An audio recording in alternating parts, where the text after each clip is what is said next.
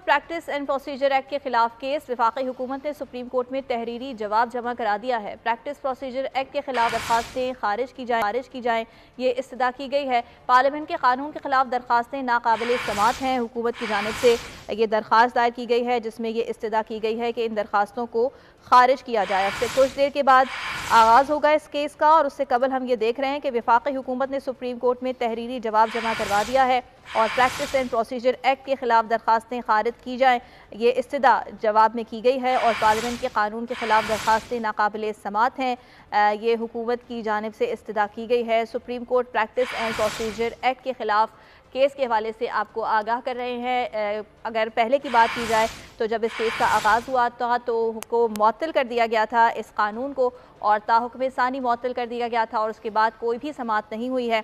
ताहम आज एक मरतबा फिर चीफ जस्टिस काजी फाइज ईसा की सरबराही में ये जो समाअत है इसका आगाज़ कुछ देर के बाद होगा।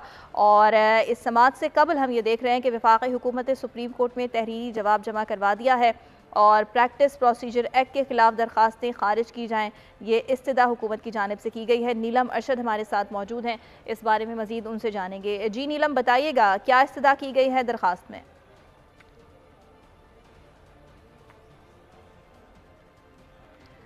नीलम, आगाह कीजिएगा। Supreme court practice and procedure act के खिलाफ केस के हवाले से हुकूमत की जानिब से जो इस्तदा की गई है, दरखास्त जमा कराई गई है। वफाकी हुकूमत ने सुप्रीम कोर्ट में तहरीरी जवाब जमा करवाया है। प्रैक्टिस प्रोसीजर एक्ट के खिलाफ दरखास्तें खारिज की जाएं ये इस्तदा की गई है। और हुकूमत ने ये भी इस्तदा की है कि पार्लियामेंट के कानून के खिलाफ दरखास्तें नाकाबिल समात हैं, इन्हें खारिज किया जाए। इस्लामाबाद से आपको खबर देंगे फ़ोन बैंकिंग और ऑडियो